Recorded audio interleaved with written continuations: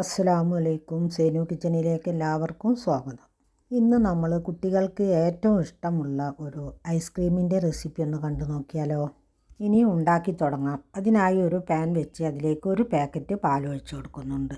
ഇനി ഇതിലേക്ക് ഒരു കപ്പ് പഞ്ചസാരയും കൂടി ഇട്ട് കൊടുത്ത് ഫ്ലെയിം ഓണാക്കി പാലൊന്ന് കുറച്ചൊന്ന് വറ്റിച്ചെടുക്കാം.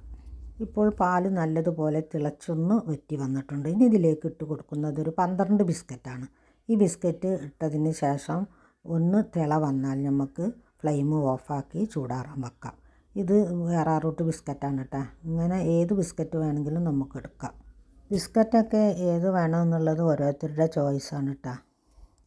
ഇനി പാൽ ചൂടാറുന്ന സമയം കൊണ്ട് നമുക്കൊരു പാൻ വെച്ച് 1/2 കപ്പ് പഞ്ചസാര ഇട്ട് കൊടുത്ത് ഒന്ന് കാരമലാക്കി എടുക്കാം.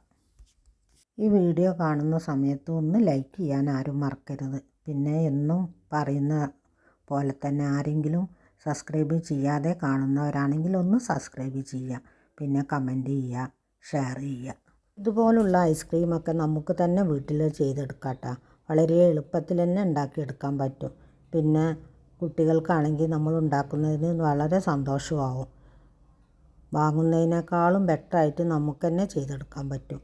ഇനി അതിലേക്ക് ഒരു ടേബിൾ സ്പൂൺ ബട്ടർ ഇട്ട് കൊടുക്കാം. ഈ ബട്ടർ ഒന്ന് മെൽറ്റായാൽ ഇതിലേക്ക് ഒരു 1/4 കപ്പ് ബദാം മുറിച്ചതിട്ട് കൊടുക്കാം. പിന്നെ ഒരു കപ്പ് കപ്പലണ്ടിയും കൂടി കൊടുത്തതിന് ശേഷം നല്ലതുപോലെ ഒന്ന് ഇളക്കിയെടുക്കാം.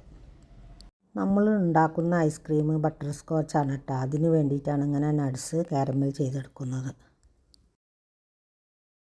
ഇങ്ങനെ ചെയ്തെടുക്കുന്ന സമയത്ത് തന്നെ ഇത് ഒഴിച്ച് വെക്കാനുള്ള ഒരു പ്ലേറ്റിൽ നെയ്യോ അല്ലെങ്കിൽ ബട്ടറോ തൂക്കി വെക്കണം കേട്ടോ. അതപ്പോൾ ഞാനൊരു പ്ലേറ്റ് എടുത്ത് അതിൽ ബട്ടർ തൂക്കി വെച്ചിട്ടുണ്ട്. ഇനി ഇത് അതിലേക്ക് ഒഴിച്ച് പരത്തി കൊടുക്കാം.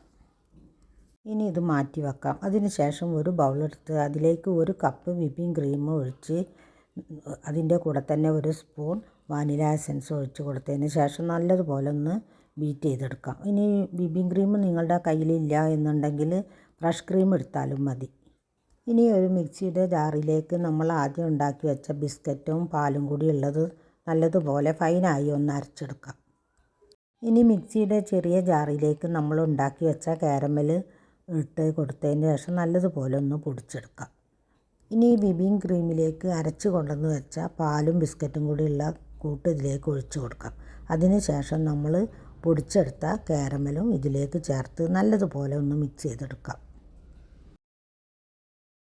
എല്ലാം നല്ലതുപോലെ മിക്സ് ചെയ്തതിന് ശേഷം ഒരു ട്രേയിലേക്ക് മാറ്റി കൊടുക്കാം. ഞാനിന്ന് ട്രേയിലേക്ക് മാറ്റി കൊടുത്തതിന് ശേഷം ഫ്രിഡ്ജിലൊരു ഓവർനൈറ്റ് ഫുള്ളും വെച്ചിട്ടുണ്ടായിരുന്നു കേട്ടോ. അങ്ങനെ വെക്കുമ്പോഴാണ് നമുക്ക് നല്ല അടിപൊളി ഐസ്ക്രീമായി കിട്ടുന്നത്. അപ്പോൾ ഇതുപോലെ എല്ലാവരും ഒന്ന് ട്രൈ ചെയ്ത് നോക്കുക. അടിപൊളി ബട്ടർ സ്കോച്ച് ഐസ്ക്രീം തന്നെയായിരുന്നു കേട്ടോ. നമ്മൾ കഴിക്കുമ്പോൾ നല്ല ടേസ്റ്റ് തന്നെയായിരുന്നു. കുട്ടികൾക്കൊക്കെ നല്ല ഇഷ്ടമാവും. കാരണം നമ്മളിത് വീട്ടിലുണ്ടാക്കിയതാണെന്ന് പറയേ ഇല്ല കേട്ടോ. നല്ലൊരു അടിപൊളി ടേസ്റ്റോട് കൂടിയിട്ടുള്ളൊരു ഐസ്ക്രീം തന്നെ ആയിരുന്നു. ഞാനുണ്ടാക്കി ഞാൻ തന്നെ കഴിച്ചിട്ട് അഭിപ്രായം പറയല്ല കേട്ടോ. വീട്ടിലെല്ലാവരും പറഞ്ഞൊരു അഭിപ്രായമാണ്. നല്ലൊരു ടേസ്റ്റായിട്ടുള്ളൊരു ഐസ്ക്രീം തന്നെ ആയിരുന്നു. അപ്പോൾ എല്ലാവരും ഇത് ഉണ്ടാക്കി നോക്കുക. ഞാൻ ഗ്യാരണ്ടി പറയുകയാണ്. ഇനി മറ്റൊരു വീഡിയോയുമായി കാണുന്നത് വരെ താങ്ക് യു ഫോർ വാച്ചിങ്.